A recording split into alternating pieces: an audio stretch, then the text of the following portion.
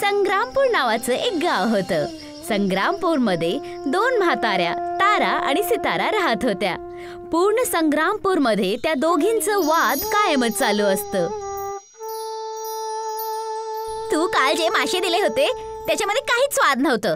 मला वाटतंय माझी भीती या बाजारात कमी झाली आहे. नाही ताराजी, आता पण हा बाजार तुम्हाला घाबरतो. काल तुमच्या पहिले सिताराजी घेऊन ताजी ताजी मछली घेऊन चालले गेली. त्या सिताराचं काही ना काही तर करावंच लागेल. नेहमी माझ्या पहिला आणि पुढे येऊन मलाही खाऊन टाकते. मलाही नाही, मासे.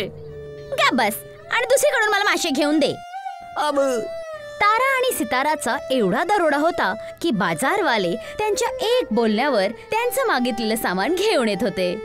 तेवढ्यातच तिथे लखन पळत पळत आला आणि ताराला म्हणाला, आजी आजी आजी आजी, शेतामध्ये शेतकऱ्यांचा ट्रॅक्टर फसलाय. खूप धुवा लागेल. आजी कुणाला म्हणतोस? काल मी तारा आणली आणि शाप कशाला लागेल? बडी धुवा दादी, खूप धुवा लागेल. लखनचं बोलणं ऐकून तारा तिथे जाते आणि शेतांमध्ये ट्रॅक्टर अडकलेला बघून म्हणायला लागली, हे तर एक छोटंसं काम आहे, बाजूला वा सगळी, मी बघते. तारा शेतांमध्ये जाते आणि ट्रॅक्टर जो अर्धा शेतामध्ये अडकला होता ताराच्या एकाच झटक्यामध्ये बाहेर येतो. कमाल आहे, ह्या म्हातारीमध्ये एवढी ताकद कशी काय येते? एक मी आहे, 24 वर्षांचा आहे, पण कमरेत आता पण दुखतं, केस जात आहे आणि हाईट पण कमी आहे. ताराचा हा पराक्रम बघून सगळे हैराण झाले होते. तेवढ्यातच तिथे सितारा येते आणि म्हणायला लागली, हा, हे काय मोठी गोष्ट झाली. हे तर माझ्या डाव्या हाताचा खेळ आहे. मी तर शेतामध्ये पण गेली नसते आणि ट्रॅक्टरला बाहेर काढल्यास. मोठी आली ट्रॅक्टरला बाहेर काढणारी. विहिरीतून पाणी काढतानाच तुझे कमरेत आणि हातात दुखायला लागतं आणि आली ट्रॅक्टरला बाहेर काढण्यासाठी. मी असे छोटे मोठे खेळ खेळून टाइमपास नाही करत. मी मोठे मोठे पराक्रम करते. सितारा एवढं बोलून तिथून निघून जाते आणि तारा आपले दात दाबून अशी बोलते, बस खूप झालं. हिला माझ्याशी काय दुश्मनी आहे हे मला नाही माहित, पण आता लगाम लावावीच लागेल.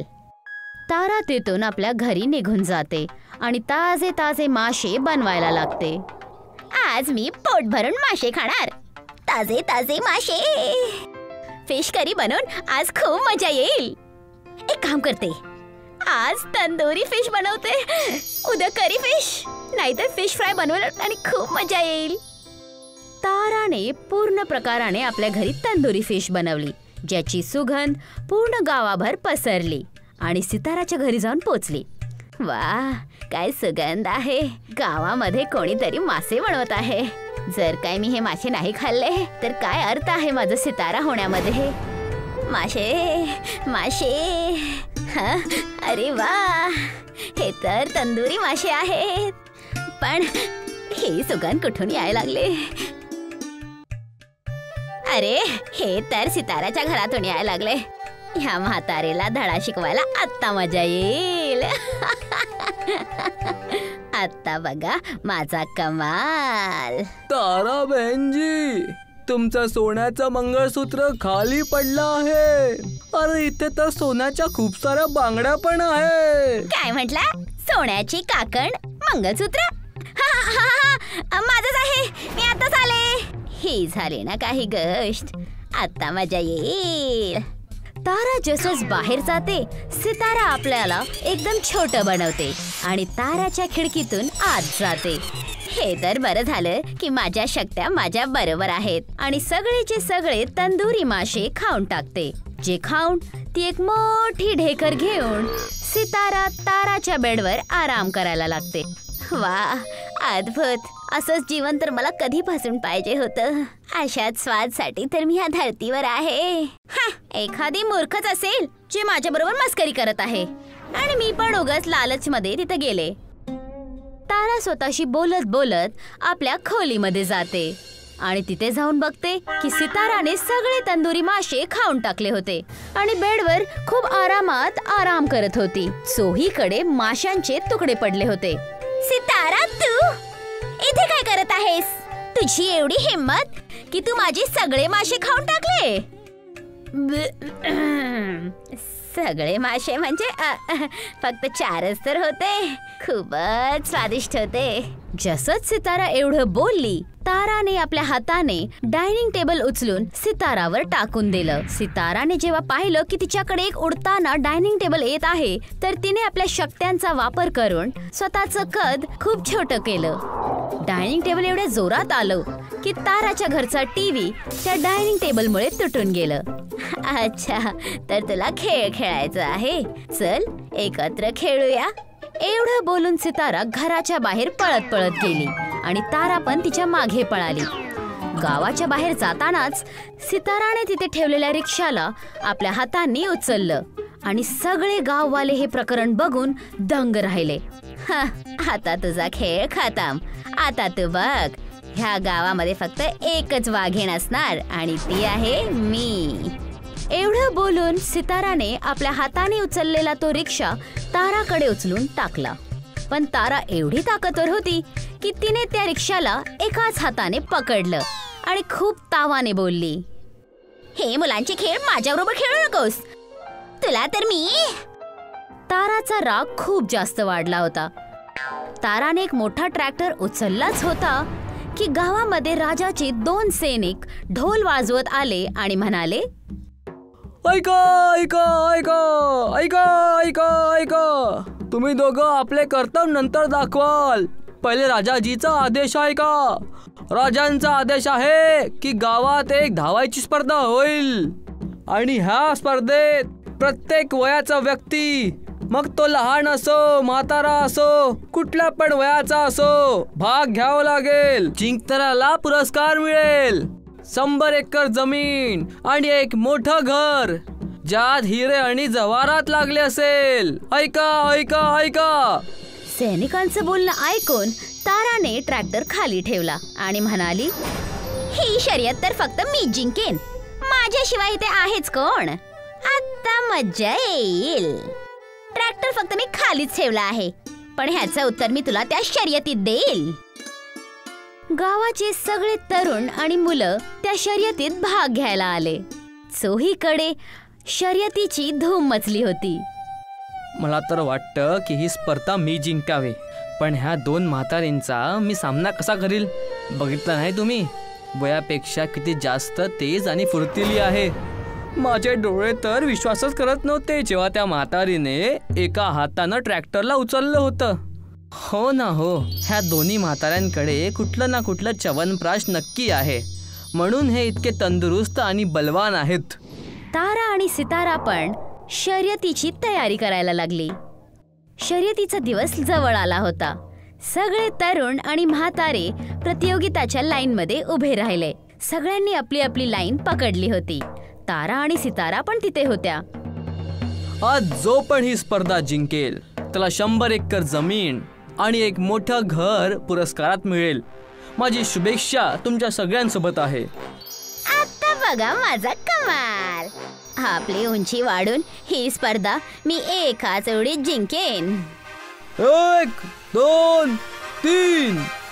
जसंच ती स्पर्धा सुरू झाली, अचानक त्यांच्यामध्ये आणखीन एक म्हातारी सगळ्यांना मागे टाकून पूर्ण 4 सेकंड मध्ये 400 मीटरची स्पर्धा पार करून टाकते. गावाची सगळे लोक तिला बघतच राहिले. सगळे हैराण होते.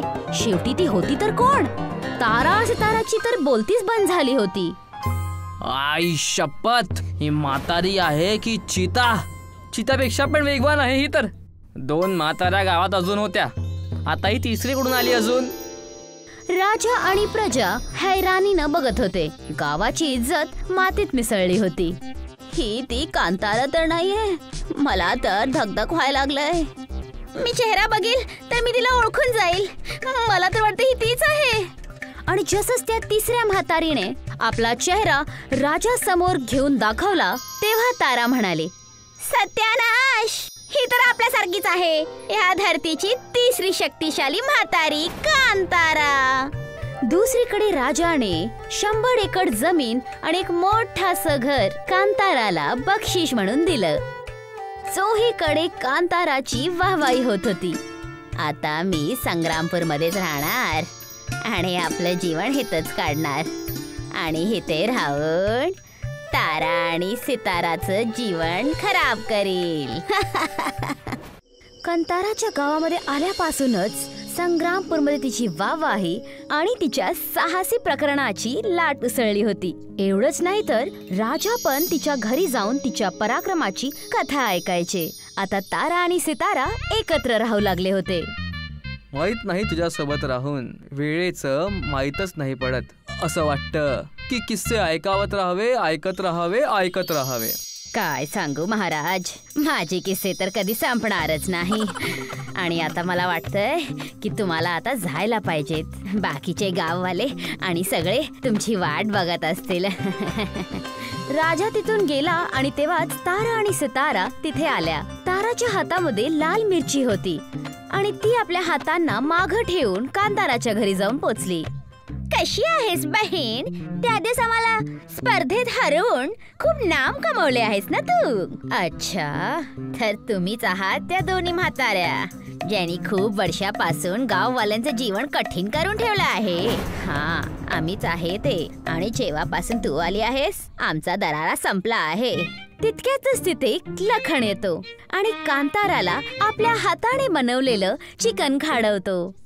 हे बघून तारा आणि सितारा एकदम हैराण होऊन जातात. हे घे आजी, तुझ्यासाठी माझ्या हाताने बनवलेलं चिकन जे पूर्ण संग्रामपूर मध्ये फेमस आहे. वा बेटा, आमच्यासाठी तर तू कधीच असं काही केलं नाही. एक पैसा फुकट दिला नाही आणि आता इथे एवढी खातिरदारी करत आहेस. माझ्याशी तुम्ही दोघांनी खूप काम करवलं आहे. चिकन मध्ये लाल मिरची कमी असेल, हे घे. असं बोलून झटक्यानच ताराने आपला हात पंख्याकडे केला, ज्याने तो सगळा मिरची पावडर कांतारावर जाऊ. पण कांतारा इतकी चपळ होती की ती तिथून इतक्या जोरात बाजूला झाली की तारा आणि सितारा कुणालाच कळलं नाही आणि कांतारा त्यांच्या मागे जाऊन उभं राहिली. ही म्हातारी कुठं गेली? तुझ्याकडून तर एक काम बरोबर होत नाही. अगं मी काय केलं? मी तर आपण प्लॅन केलेल्यासारखं सगळं काही केलं होतं आणि आता हे नाही झालं तर मी काय करू? तुम्ही सगळे मला शोधत आहात काय? मी इथे आहे. सितारा आणि तारा दोघेही कांतारावर रागवले होते. तेवढ्यातच तिथे राजाचे 2 सैनिक आणि मंत्री आले आणि म्हणायला लागले, बस आता बस करा तुम्ही लोक. महाराज लापता आहे, त्यांना शोधायला आमची मदत करा. काय म्हटला तुम्ही? संग्रामपूरचे राजा हरवले आहेत? मला तर वाटतंय त्यांना ह्या चुडेलने गायब केलेलं आहे. इथेच तर येत होते ते गोष्टी ऐकायला. हो, या म्हातारीच्या गोष्टीत दम आहे. तुम्ही सगळे वेडे झाला आहात. माझा ह्याच्यात काही हात नाही आहे. पण राजाला तर मी शोधूनच राहणार. एवढं बोलून कांतारा तिथून एकटीच जंगलकडे राजाला शोधण्यासाठी निघून जाते. जंगलामध्ये डाकू आणि प्राण्यांची भीती होती. सर्वजण जंगलांमध्ये जायला घाबरत होते. तारा आणि सिताराने कांताराला जंगलमध्ये जाताना पाहिलं. घ्या, झाला ना कल्याण. कांतारा तर आता जंगलातून बाहेरच नाही येऊ शकणार. तिथे डाकू आणि किती सगळे जंगली प्राणी आहेत. बघितलेस, मी म्हंटल होतं ना, जर काय आम्ही राजाचं अपहरण केलं तर कांतारावरच सगळा दोष लावला जाईल. बघितलेस, तेच झालं. मानावं लागेल. म्हातारी झाली आहेस पण तरीही तुझं डोकं लाजवाब आहे. कांतारा जंगलामध्ये एकटीच भटकायला लागली. जसंच कांतारा घनदाट जंगलाकडे वाढली, एका गवतामध्ये तिचा पाय अडकला आणि ती एका दोरीने उलटी लटकायला लागली. बघितलं सरदार, मी म्हंटल होतं ना, ही तरकीब मी फिल्म मध्ये बघितली आहे. मानलं पट्ट्या तुला. चांगली मस्करकी आहे. कांताराने त्या दोरीने आपला पाय असा झटकला की ती दोरी तुटून गेली आणि कांतारा खालती त्या डाकूंच्या मध्ये जाऊन उभे राहिली. हे बघून सगळे डाकू घाबरून गेले. चुडेल, चुडेल, चुडेल. सगळे डाकू आपापल्या घोड्यांवर बसून कांताराला घाबरून पळायला लागले. कांतारा पण त्यांच्याकडे तेवढ्याच जोरात पळायला लागली आणि त्यांच्या किल्ल्या म्हणजे डाकुवांच्या घरी जाऊन पोचली. जेव्हा त्यांनी कांताराला बघितलं तर ते एकदम हैराण झाले. मालिक, ही म्हातारी पागल झाली आहे.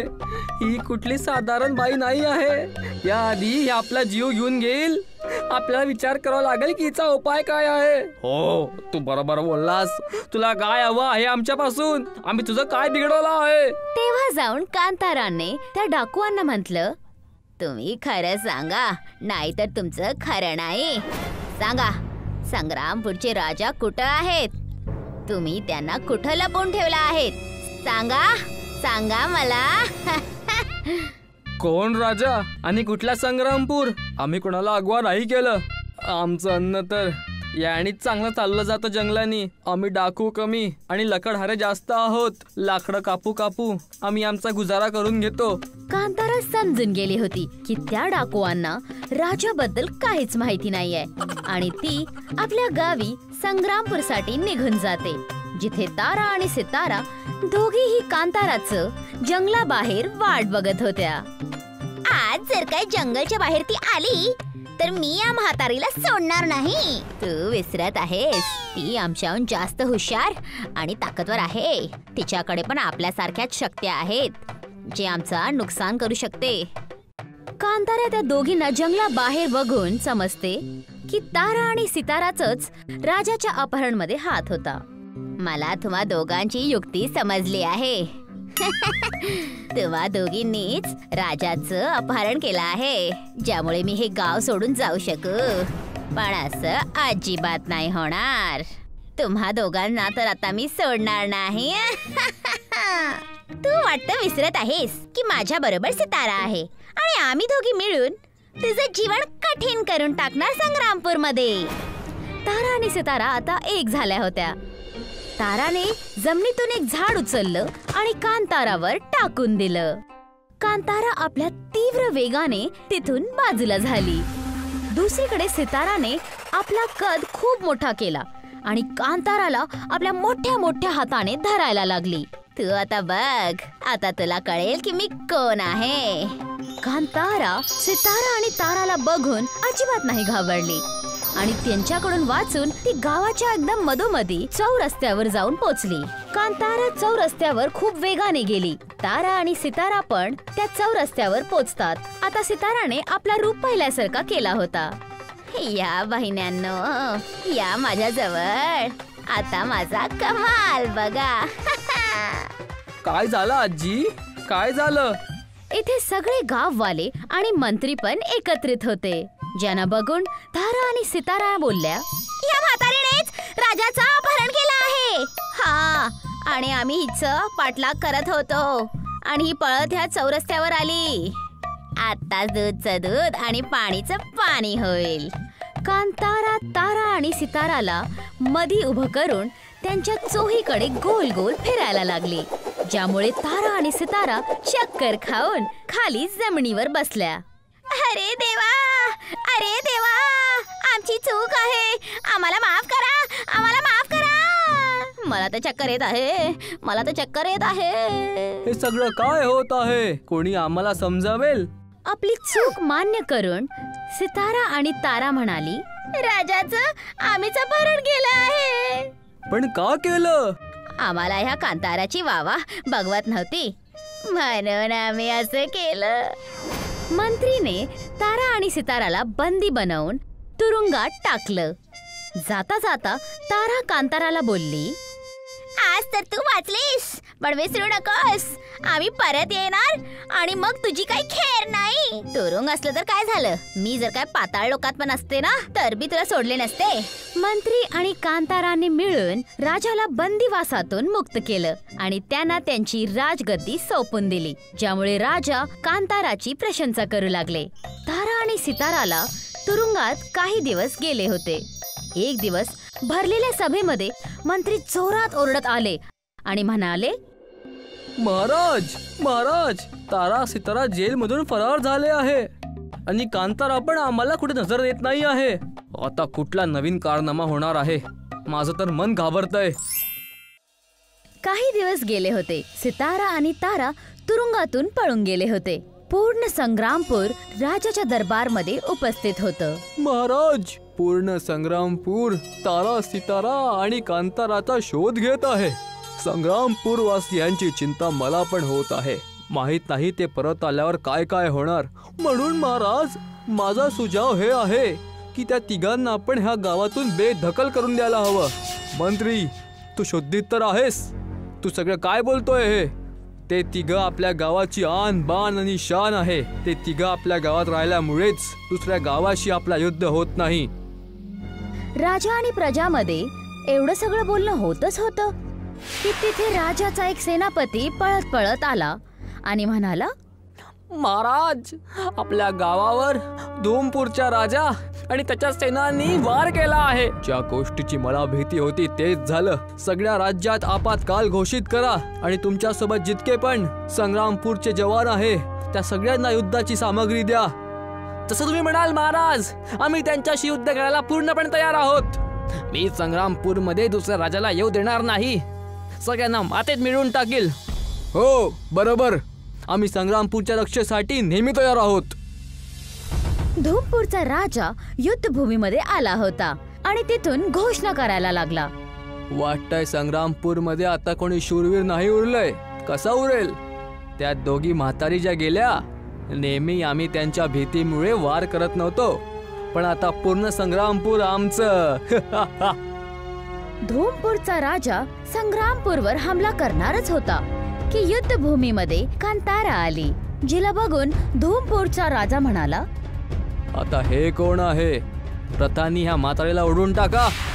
धूमपूरच्या राजाने कांताराला रथातून अडखळण्याचा आदेश दिला. जसंच तो रथ कांताराकडे पोचला, कांताराने एक उडी अशी मारली की तो रथ एका दगडाशी जाऊन आदळलं. बाळा, आता तर तू खूप लहान आहेस. जेव्हा मोठा होशील तेव्हा माझ्याशी लढायला ये. कांतारा एवढी स्फूर्तीने पळाली की धूमपूरच्या राजाकडे ते एकाच झटक्यामध्ये पोचली. त्यांची पूर्ण सेना कांताराला थांबूच नाही शकली. धावा, ही कुठली चुडेल आहे? ही कुठली साधारण व्यक्ती नाही आहे. या म्हातारीने तर माझा जीवच काढला होता. धूमपूरच्या राजाने जसंच मागे वळून बघितलं तर सगळी सेना तिथून पळून गेली होती. आता कांताराने धूमपूरच्या राजाला म्हटलं, तुम्हाला तारा आणि सिताराची खबर कोणी दिली सांग मला. शेवटी ही गोष्ट धूमपूर पर्यंत कशी पोचली? धूमपूरच्या राजा कांताराच्या भीतीने सर्व काही खरं खरं बोलायला लागले. काही दिवसाआधी माझ्या जवळ तारा आणि सितारा आल्या होत्या. त्या धूमपूरमध्ये राहू लागल्या आहे आणि त्यांनी पूर्ण धूमपूरमध्ये उधम मचवला आहे. आता तुम्ही त्यांना जाऊन हे सांगू नका की तुम्ही हे सगळं मला सांगितलं आहे. मी नाही सांगणार. पण दादी अम्मा, तुम्हाला जे पण करायचं आहे थोडं लवकर करा, कारण धूमपूरमध्ये त्यांचा आतंक वाढत चालला आहे. त्यांच्या भीतीनेच मी संग्रामपूरवर हमला केला, नाहीतर आमचं आयुष्य तर सुखात आणि शांतीत जात होतं. कांताराला आता तारा आणि सिताराबद्दल कळालं होतं. तारा आणि सितारा जेलमधून पळून धूमपूरमध्ये होती आणि तिथे आपलं जीवन खूप चांगल्यापैकी जगायचं प्रयत्न करत होतं. काही अशा प्रकाराने. अरे हलवाई, जेवणासाठी काय बनवलं आहे? काही दिवसापासून तू आम्हाला स्वादिष्ट जेवण नाही बनवून देत असेस. तू आम्हाला ओळखत नाहीयेस. आमच्या वयेवर जाऊ नकोस. आम्ही पूर्ण धूमपुराची बँड वाजवू शकतो. आम्ही तुमच्यासाठी आज बिर्याणी बनवली आहे. आशा आहे तुम्हाला आवडेल ती. हलवाई त्यांना जेवण वाढून खाडवतो, पण बिर्याणीचा एक घास खातानाच सिताराने त्याची मान धरली आणि हवामध्ये उचललं. अरे, हे काय करत आहात तुम्ही? सोडा मला. असं पण कोणी करतं का? बाई असून तुम्ही अशा प्रकारे माझ्यासोबत वागत आहात? तू आम्हाला काय समजला आहेस हे सांग. आज तर आम्ही सोडणार नाही तुला. हीच बिर्याणी तू आम्हाला 2 दिवस पहिला खाडवली होतीस आणि आता तू परत घेऊन त्याला आमच्याकडे आला आहेस. बस गरमच तर केला आहेस तू. ह्याला सोडून दे. ह्याची मिठाईची पण दुकान आहे, तिथं चल. शिक्षा फक्त एकाला, पण धडा पूर्ण धूमपूरवासियांना. तारा आणि सितारा त्या हलवाईच्या मिठाईच्या दुकानामध्ये जातात, पण तिथे कांतारा त्याच दुकानामध्ये येते आणि तारा आणि सिताराला बोलते, का मला मिठाई नाही खाडवणार? तारा आणि सितारा दोघीही कांताराला बघून घाबरून जातात. आम्हाला माहिती होतं की तू आमचं पाठलाग करून इथे येणारच, म्हणून आम्ही तुझ्यासाठी एक गिफ्ट जंगलमध्ये ठेवला आहे. चल आमच्या बरोबर. मी तुम्हा दोघांच्या बोलण्यावर नाही फसणार आहे, पण मी तुमच्याशी घाबरत पण नाही. चला काय आहे मी पण तर बघू. तारा आणि सितारा कांताराला घेऊन धूमपूरच्या जंगलामध्ये जातात, जिथे झाडावर 5 मटके लटकले होते. ज्यांना बघून कांतारा एकदम घाबरली आणि म्हणाली, हे मटके हिथून कुठं आले? शेवटी तुम्हाला माझं खरं कोणी सांगितलं? ज्या गुरुकुलमध्ये तू ह्या शक्त्या घेतल्या आहेत त्या गुरुकुलचे विद्यार्थी आम्ही पण आहोत. बस फरक एवढासा आहे की आमच्या शक्त्या आमच्या बरोबर जीवनभर राहणार, आणि जर काय आम्ही ह्या मटक्यांमध्ये एक पण मटका फोडला तर तुझ्या शक्त्या संपून जातील. नाही, तुम्ही असं अजिबात करू नका. तुम्हाला जे करायचं आहे ते करा, पण ह्या मटक्यांना नका फोडू. ते मटके जर काय फुटले असते तर कांताराची शक्त्या हरवल्या असत्या. म्हणून ती तारा आणि सितारांच्या समोर रडायला लागली, ज्याचा तारा आणि सिताराने खूप फायदा उचलला. आता आला उंट डोंगराखाली, म्हणून तर मी म्हणते की तू आपलं सगळं सामान घेऊन संग्रामपूर सोडून दे आणि जिथून आली होतीस तिथं परत जा. तारा आणि सितारा बोलतच होत्या की तिथे संग्रामपूरचा राजा आपली सेना आणि मंत्रीला घेऊन येतो आणि बोलायला लागले, अच्छा, तर हे मटके आहेत तारा आणि सिताराच्या शक्तिवान होण्याचे कारण. मंत्री, ह्या मटक्यांना तोडून टाका. मटकी मी तोडणार. लखन आणि सेनापती झाडावर लटकलेल्या त्या मटक्यांना फोडायला जातच होते की कांतारा ओरडताना त्यांना थांबवायला लागली. नाही महाराज, नको, हे मटके नका फोडू, नाहीतर आपत्ती येईल. कांतारा एका झटक्यामध्ये त्या मटक्यांच्या जवळ पोचली. थांबा, मी सगळं काही खरं सांगते, पण तुम्ही हे मटके फोडू नका. तारा सितारा बरोबर सगळेजण मिळून कांताराचं बोलणं ऐकायला लागले. तेव्हा कांतारा बोलली, ही गोष्ट खूप पहिल्याची आहे, जेव्हा मी तरुण असायची. गुरुकुलमध्ये माझ्याकडून एक चूक झाली होती, ज्यामुळे. मूर्ख बाई, आज जो पाप तू केला आहे त्याचा दंड तुला अवश्य मिळणार. जा, मी तुला श्राप देतो. ज्या पण शक्ती तुला मिळतील त्या शक्ती फक्त ह्या मटक्यांच्या माध्यमातून जीवित राहतील. नको महाराज, तुम्ही असं नका करू. आणि श्राप तेव्हा तुटणार जेव्हा तू लायक बनून जाशील. गुरुकुलमध्ये तू नक्की असं काय केलं ज्यामुळे तुला श्राप भेटला? ही गोष्ट आम्हाला बी सांग. त्यावेळेस काय झालं होतं? कांताराकडून खरं ते ऐकण्यासाठी संपूर्ण जंगल शांत झालं होतं. तारा आणि सितारा सोबत संग्रामपूर गावाचे राजा आणि त्यांची पूर्ण सेना लग्नाच्या वेळी कांताराची गोष्ट ऐकत आहेत. मी तुम्हाला सगळ्यांना सगळी गोष्ट सांगण्यासाठी तयार आहे, पण त्यासाठी तुम्हाला माझ्या सोबत त्याच गुरुकुलवरती यावं लागेल. तिथेच सगळी गोष्ट तुम्हाला समजेल. उद्या सकाळी 7 वाजता संग्रामपूर गावाच्या चौकामध्ये मिळा. आमच्याकडे दुसरीकडे जाण्यासाठी कोणती वेळ नाहीये. हो, आणि आम्ही तुमचं बोलणं का ऐकू? ज्यांनी गुरुकुलचे धर्माचं पालन नाही केलं ते दुसऱ्यांचे सख्खे पण होऊ शकत नाहीत. एवढं म्हणताच सिताराने तिचं शरीर मोठं केलं. कांतारा एकदम घाबरली ना. सिताराने इकडे बघितलं ना तिकडे, आणि सगळे मटके एकाच झटक्यात तोडले. नाही, हे का केलंस तू? कांताराच्या डोळ्यामध्ये बेबसीचे अश्रू दिसून आले आणि कांतारा तिथून घनदाट जंगलामध्ये गेली. मोठी आली आमच्या सोबत पंगा घेण्यासाठी. आता आला ना मजा. तू एकदम बरोबर बोललीस. जेव्हा संग्रामपूरचं नाव कांताराच्या कानावर पडेल ना, एकदम घाबरून राहील ती. आता तर आम्ही पूर्णपणे संग्रामवरती राज करणार. उत्पात माजूयात आणि लोकांना सबक शिकूयात. सगळे गाववासी तारा आणि सिताराला बघून एकदम घाबरले. सगळे शक्तिशाली मटके फुटले होते. संग्रामपूरचे राजा पण काहीच करू शकले नाहीत. लखन आणि गावाची काही लोक घनदाट जंगलामध्ये कांताराला शोधण्यासाठी गेले. कांतारा आजी, आजी, अक्का, हो आजी, आता आमच्या गाववाल्यांचं ध्यान कोण ठेवेल? तुम्ही कुठे आहात? असंच प्रत्येक वेळी लखन आणि काही गावकरी घनदाट जंगलामध्ये जायचे आणि कांताराला शोधण्याचा प्रयत्न करायचे. पण कांताराचं काहीच नामोनिशाण नव्हतं. दुसरीकडे तारा आणि सिताराने संग्रामपूरमध्ये कहर माजवला होता. का सितारा, आता मला सांग काय करायचं या मछलीचं? करायचं काय? तू कधी त्या माशांना तडफताना बघितलंय? जेव्हा मासे पाण्यातून बाहेर निघतात तर ती जीवाला एकदम तडफून उठत असते. आता आम्ही तुला त्याच्यापेक्षा जास्त दर्द देणार. मला माफ करा, मला माफ करा. मी आज फक्त रावस मासेचा माझ्याजवळ ठेवू शकलो. मला माफ करा. आजपासून माशांची कमी नाही राहणार. तुमची मनपसंत मासे मी आणून देत जाईल तुम्हाला. त्या दुकानदाराची काहीच न बोलणं ऐकता ताराने जमिनीवरती तिचा पाय जोरात पटकवला. तिथले सगळे दुकानदार त्यांचा जीव वाचून पळू लागले.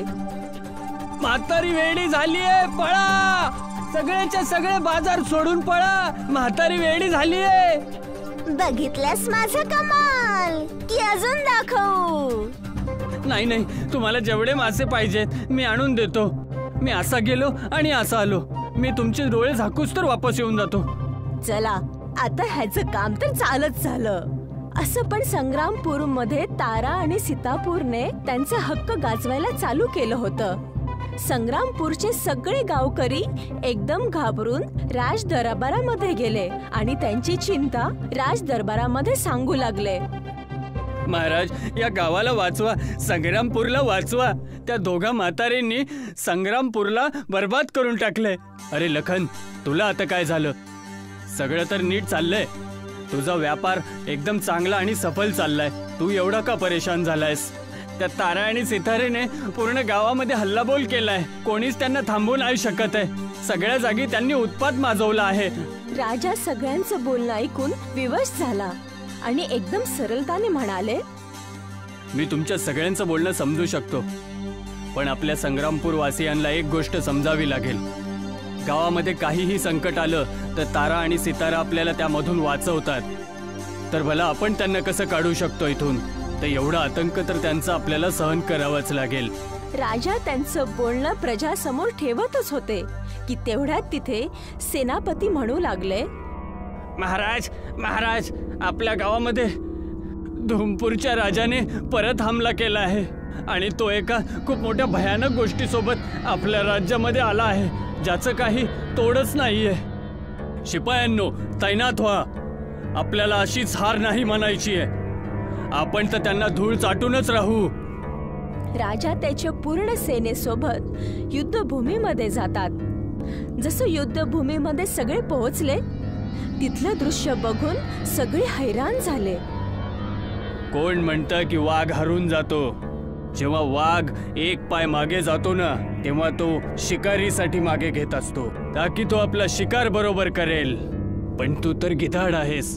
तुला ह्या गोष्टी शोभून नाही येतात. एवढं बोलल्यानंतर तिथे एक भयानक स्त्री, जी एक चुडेलच्या रूपामध्ये सगळ्यांसमोर आली, जिला बघून संग्रामपूरचे राजा घाबरले. भगुने भादेव भगडबोल स्वाहा. जसं सोमलोताने मंत्र वाचला, सगळ्या संग्रामपूरमध्ये आग लागली. सगळे भयभीत झाले होते. तेवढ्यात संग्रामपूरच्या राजाने म्हणाले, हे सगळं काय होत आहे? मी काही समजू नाही शकत आहे. संकटाच्या वेळी तारा आणि सितारा कुठे आहे? त्यांचं इथं होणं गरजेचं होतं. त्यांना बोलवा. तुम्ही त्या चिचुंद्र म्हातारांचं बोलतायत का? मी त्यांना पहिल्यापासूनच बंदी बनवलेलं आहे. हे बघा. संग्रामपूरचे राजा चकित झाले. त्यांनी पाहिलं, सोमलताने तारा आणि सिताराला जादुई रस्सीने एका झाडाला बांधलं आहे. शेवटी हे सगळं कसं शक्य आहे? तू तारा सिताराला कस काय बंदी केलंस? तू कोण आहेस आणि तुझं राज काय आहे आणि तू आमच्याकडून काय अपेक्षित ठेवतेस? तू आधी संग्रामपूरची भलाई पाहिजे आहे. फक्त 10 दिवस आहेत तुझ्याकडे. जर तू तुझ्या प्रजेसोबत ही राज्य नाही सोडलास तर मी तुझी आजी तुला आठवण करून देईल. तू आहेस कोण आणि आमच्या सोबत असं का करत आहेस? मी तुला मातीत मिळवून टाकेल. लखनचे एवढं बोलल्यानंतर सोमलताने त्याच्या शक्तीने लखनला हवेमध्ये उचललं. लखनचं पूर्ण शरीर हवेमध्ये होतं. बाबा सोडा मला, जाऊ दे मला, सोडा मला, सोडा सोडा सोड मला, माफ कर. असं आतापर्यंत कोणी जन्मलंच नाहीये जी सोमलताला कोणी हरवू शकेल. बघितलं संग्रामपूर वासियांनो तुम्ही, ही आहे तुमचा खरापणा, ही आहे तुमची ओळख. मी आता तुम्हाला सोडून जात आहे, पण ही गोष्ट लक्षात ठेव की मी परत जरूर येणार आणि पुढच्या वेळेस पूर्ण संग्रामपूर लुटून घेऊन जाईल. तारा आणि सिताराला त्याच दशेमध्ये सोडून एक आखरी चेतावणी देऊन धूरपूरचे राजा आणि सोमलता तिथून निघून गेले. हे काय हलबलवलेत माझ्या गावाचे आणि मी काहीच नाही करू शकलो. ही खूप चिंतेची गोष्ट आहे महाराज. तारा आणि सिताराला आपण पहिल्यांदा एवढं घाबरलेलं बघितलं. आपण जाऊन त्यांना बघितलं पाहिजे. आपल्याला तारा आणि सितारा सोबत बोललं पाहिजे. राजा ताराच्या घरी जाऊ लागले. राजाने त्यांना पहिल्यांदाच एवढं घाबरलेलं पहिल्यांदाच पाहिलं होतं. तुमच्या दोघांची ही अवस्था शेवटी झाली कस काय? कुठे गेली तुमच्या शक्त्या? सोमलतानी तुम्हाला बंदी कसं बनवलं आणि तुम्ही दोघं एवढे असहाय कस काय झाले? त्या सोमलता जवळ आमच्यापेक्षा जास्त शक्ती आहे. ती कुठली साधारण मनुष्य नाहीये, एक भयानक तांत्रिक पण आहे. जो कोणी सोमलता समोर शक्तिशाली असतो त्याची सगळी शक्ती सोमलता जवळ जाते. मला काही कळालं नाही. शेवटी तुम्ही दोघं काय म्हणू इच्छितात? म्हणजे हे शत्रूची अर्धी शक्ती सोमलता तिच्याकडे खेचून घेते आणि त्यामुळे ती जास्त शक्तिशाली बनत आहे. तुमच्या दोघांची परिस्थिती बघून आता असं मला वाटतंय माझ्याकडे या राज्याला सोडण्याशिवाय दुसरा काहीच चारा नाहीये. राजा सितारा आणि ताराला घाबरलेलं पाहून त्यांच्या मंत्रीला म्हणतो, आपल्याला कांताराला शोधावं लागेल. यामधून आपल्याला कांताराच वाचवू शकते. पण महाराज, कांताराच्या सगळ्या शक्ती संपल्या आहेत. पण आता आपण त्यांच्या शक्ती आणायच्या कशा वापस? याचा पत्ता तर आपल्याला जंगलात जाऊनच लावावा लागेल, जिथे कांतारा अदृश्य झाली होती. राजा आणि मंत्री त्यांच्या काही सैनिकांसोबत घनदाट जंगलामध्ये कांताराला शोधण्यासाठी जातात. कांतारा, कुठे आहेस तू? आम्ही खूप संकटात आहोत. तू वापस ये. त्यांचाच पाठलाग करत करत तिथे तारा आणि सितारा पण येतात आणि राजाला म्हणू लागतात, कांतारा या जंगलामध्ये नाहीये मला वाटतंय आणि त्या सोमनाथचा सामना आम्ही एकटे नाही करू शकत. आपल्याला कांताराची गरज आहे. पण आपल्याकडे जास्त दिवस नाही राहिले. आपल्याला फक्त 8 दिवसामध्ये कांताराला शोधावं लागेल, नाहीतर धूमपूरचा राजा आपल्या गावावरती आक्रमण करेल. तू त्याची काळजी नकोस करू. आपण उद्याच गुरुकुलमध्ये जाऊयात. तारा, सितारा आणि राजा तिघही त्यांच्या गुरुकुलच्या ठिकाणी जातात. तुम्ही सगळे या गुरुकुलमध्ये काय करताय? शेवटी तुम्हाला माझ्याकडून काय पाहिजे? आमचं गाव संग्रामपूर संकटात आहे. मी एक राजाच्या रूपामध्ये तुमची मदत मागायला आलोय. जर माझी शक्ती माझ्याकडे असती, जर गुरुजींनी मला, आम्ही तुला तुझी शक्ती परत आणण्यासाठी मदत करतो. बस आता तू सांग, आम्हाला सांग की आम्ही तुझी मदत कशी करू. शापित कांतारामुळेच हे सगळं होतं इकडे. काही झालं तरी चालेल, आपल्याला कांताराची गरज आहे. आपण तिची शक्ती पूर्णपणे परत देऊन सोमलताशी लढूयात. कांतारा त्यांना घेऊन गुरुकुलच्या जवळ गेली. राजा तिथून संग्रामपूरकडे गेले. कांताराला बाहेर सोडून तारा आणि सिताराला गुरुकुल जवळ गेले. जसं तुम्ही मागच्या एपिसोडमध्ये बघितलं, कांतारा आपल्या शक्ती हासिल करण्यासाठी गुरुकुलमध्ये निघून गेली. कांतारा आश्रमच्या आत नाही जाऊ शकली. तारा आणि सितारा विश्वगुरूच्या आश्रम मध्ये निघून जातात. विश्वगुरु त्यावेळेस ध्यान करत होते. तारा आणि सिताराने काही विचार न करता त्यांना त्रास द्यायला सुरुवात केली. अरे आता तर उठून जा. बघा, आम्ही तुम्हाला भेटण्यासाठी आलो आहे आणि तुमच्यावर तर आमचा एक एहसान पण उरलेला आहे. त्याला पूर्ण करण्याचा वेळ आला आहे. जसंच विश्वगुरूने तारा आणि सिताराचं बोलणं ऐकलं, ते घाबरून उठून उभे राहिले आणि बोलायला लागले. तुम्ही दोघी इथे काय करत आहात? आणि तुम्ही तर इथे येणार नव्हत्या ना, आता इथे कशा? अरे तुम्हाला तर आम्ही चांगल्यापैकी आठवतो. चला, हे बरं आहे. माझ्यावर कृपा करा आणि इथनं चालल्या जावा. कृपा करा. जर काय तुमची इच्छा आहे की आम्ही दोघी इथून निघून जाऊ, तर तुम्हाला कांताराला श्राप पासून मुक्त करावं लागेल. हे कदापि उचित नाही आहे. आमच्या गुरुकुलच्या नियमांच्या विरुद्ध आहे. मला वाटतंय तुम्ही विसरत आहात. मी तुमच्यावर एक उपकार केला होता, जल अमृत उपकार. जल अमृत मीच तुम्हाला कांताराकडून घेऊन दिलं होतं. जल अमृतचं नाव ऐकून तारा घाबरून गेली आणि बोलायला लागली. ह्याचं म्हणजे गुरुकुल मधून जल अमृत कांताराने चोरी केलं होतं.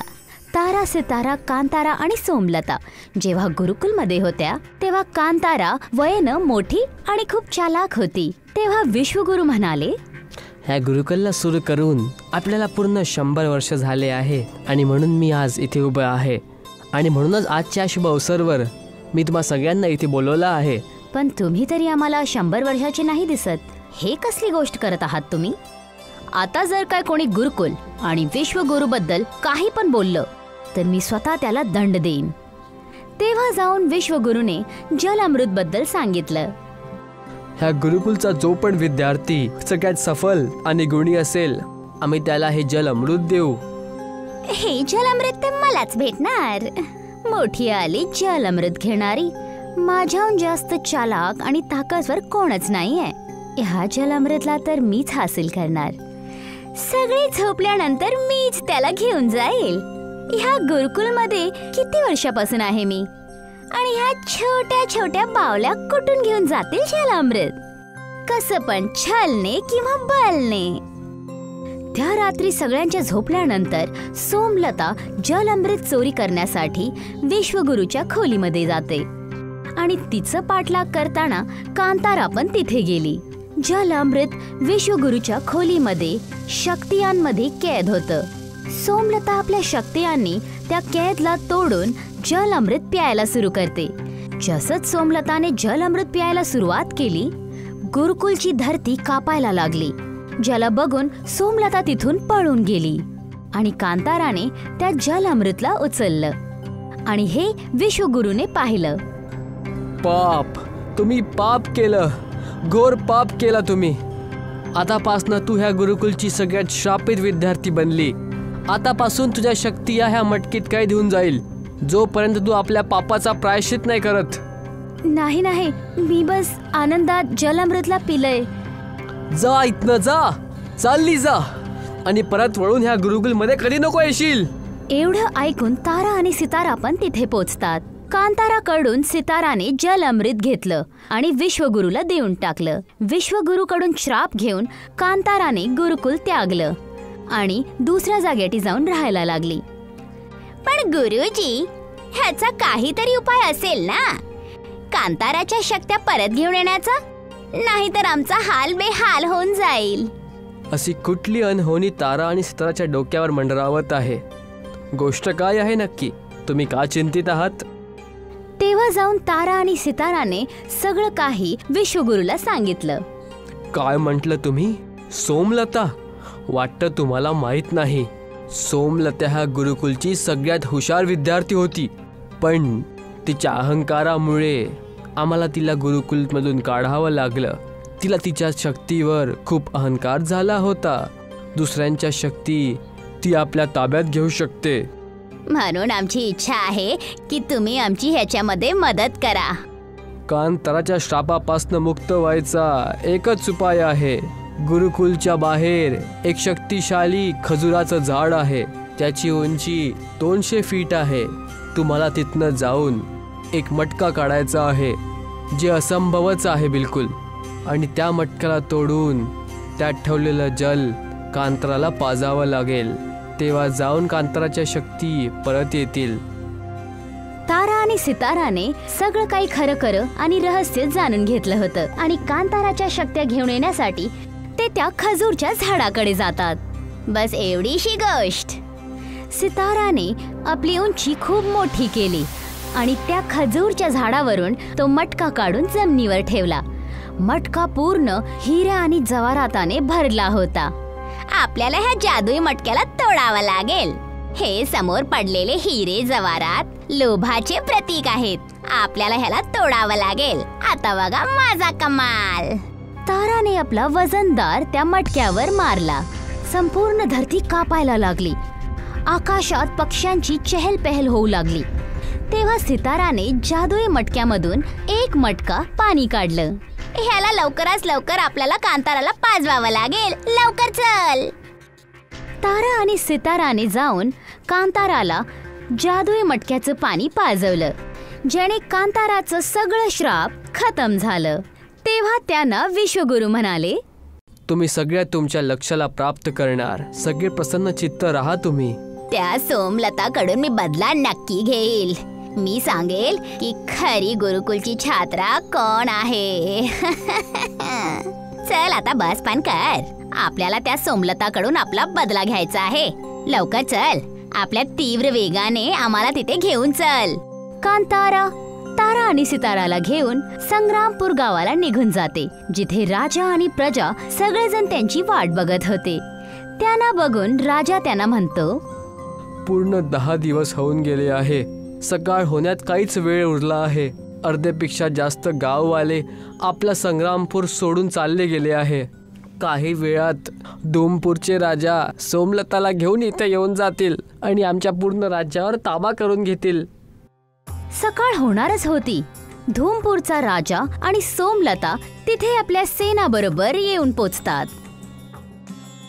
असं वाटतंय तुम्हाला मागच्या वेळीची मार आठवत नाहीये, पण ह्या वेळी मी तुम्हाला नाही सोडणार. आम्ही पण घाबरलो. आम्हाला खूप वाईट वाटत आहे. हे बघ मी घाबरत आहे. आणि तू आपल्याला काय समजतेस? त्या दिवस तर तू आम्हाला धोक्याने कैद केलं होतंस. तारा आणि सितारा जसंच बाजूला झाल्या, सोमलताची नजर कांतारावर पडली आणि सोमलता म्हणाली, अच्छा, तर म्हणून तुम्ही एवढं उडत आहात, कारण तुमच्याकडे गुरुकुलची चोरटी जी आहे. आणि मला ही गोष्ट खूप चांगल्यापैकी माहिती आहे की त्या दिवस तू विश्वगुरूच्या खोलीमधून जलअमृत काढलं होतं. तुला पकडण्याच्या चक्कर मध्ये श्राप मला घ्यावं लागलं. तर खरी गोष्ट ही होती, तर आम्हाला सांगितलं का नाहीस? शेवटी तुला खरं गोष्ट कळूनच गेली. तर हे घे. एवढं बोलून सोमलताने तारा आणि सिताराकडे एक मोठासा युद्ध रथ उचलून टाकला. कांताराने ताबडतोब जाऊन तो रथ थांबवला. जे बघून सगळेजण हैराण झाले. अच्छा, तर आता तुझ्याकडे जादुई शक्त्या परत आल्या. खजूरच्या झाडावरून तो मटका शेवटी तू काढूनच घेतला. सोमलताने एवढंच बोललं होतं की ती सोमलता आपलं मंत्र वाचायला लागली. भागुनी भादेव भगडगुण स्वाहा. सोमलताने जसंच मंत्र वाचलं, चोहीकडे अंधार पसरला आणि सोमलताच्या शक्तीने तारा, सितारा आणि कांतारा हवामध्ये उडायला लागल्या. हे कसं होऊ शकतंय? ही कला तर फक्त गुरुकुलमध्ये विश्वगुरूला यायची. वाचवा आम्हाला, वाचवा आम्हाला, वाचवा. हे सगळं कसं होत आहे? मला तर वाटतंय ह्याच्यामध्ये विश्वगुरूचाच हात आहे. हव्यामध्ये उडता उडताच कांताराने आपल्या शक्त्यांचा वापर केला आणि सोमलतावर एक मोठा दगड टाकला, ज्याला सोमलताने एकाच झटक्यामध्ये तोडला. तारा, सितारा आणि कांतारा चक्कर खाऊन जमिनीवर पडल्या. मी अजूनही तुम्हा सगळ्यांना हेच सांग, हार मानून घ्या, माझं बोलणं ऐकून घ्या. सोमलता एवढं बोलून सगळ्यांना आपल्या जादुई रस्सीने एक झाडावर बांधून दिलं. सगळेचे सगळे संग्रामपूर वासी घाबरून गेले आणि काळजीत पडले. तेव्हा तिकडच्या राजाने म्हटलं, मी हार मानत आहे, आम्हाला सोडून दे. हे तर होणारच होतं. कोणच नाहीये माझ्याहून जास्त ताकदवर. बघितलं तुम्हा सगळ्यांचं मी काय हाल केलं आहे. त्या गुरुकुलने माझी इज्जत मातीमध्ये मिसळली होती आणि बघा मी तुमचा काय हाल केला आहे. आता मी या झाडाला आपल्या जादुई शक्तीने गायब करून टाकेल. तुम्ही तिघी जण आता एका मटक्यामध्ये कैद होणार आहात. सोमलता त्या झाडाच्या समोर उभी राहून मंत्र वाचणारच होती की तिथे विश्वगुरु आले आणि त्यांनी सोमलताच्या समोर जलअमृत ठेवलं. नाही गुरुजी, हे जलअमृत पिऊन ही आम्हाला बर्बाद करेल. तुम्ही हे काय करत आहात?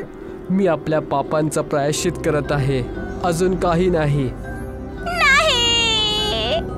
जसंच सोमलता त्या जलअमृतला पिण्यासाठी पुढे वाढली, विश्वगुरुने आपल्या शक्तियांचा वापर केला, ज्याने सगळा वेळ थांबून गेला. सर्वजण एका जागेटी उभे राहिले. फक्त आणि फक्त विश्वगुरुच वेळेला हरवू शकत होते. त्यांनी सोमलताला आपल्या शक्तियांनी एका मटक्यामध्ये कैद केलं. मी तुला आता अजून अन्याय करून नाही देऊ शकत. आता तुला आजाद करणार नाही. विश्वगुरुने सोमलताला वेळ थांबवून आपल्या जादुई मटक्यामध्ये कैद केलं आणि वेळेला परत चालू केलं. गुरुजी नाही. अरे हे काय, सोमलता कुठे गेली? गुरुजी तुम्ही काय केला?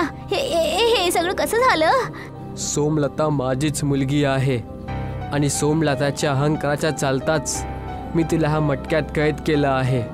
मला ही गोष्ट गुरुकुलच्या भविष्यवाणीपासून माहीत पडलं की त्या दिवशी जल अमृत कांतारांनी नाही पण सोमलताने चोरले होते आणि मी अज्ञानात कांताराला शाप देऊन बसलो. सोमलताच्या मटक्यामध्ये कैद होताना तारा सितारा आणि कांतारा जादुई रस्सीने मुक्त झाले. आज मी आपल्या पापांचं प्रायश्चित केलं. आता मला घडलेलं सगळं काही कळालं.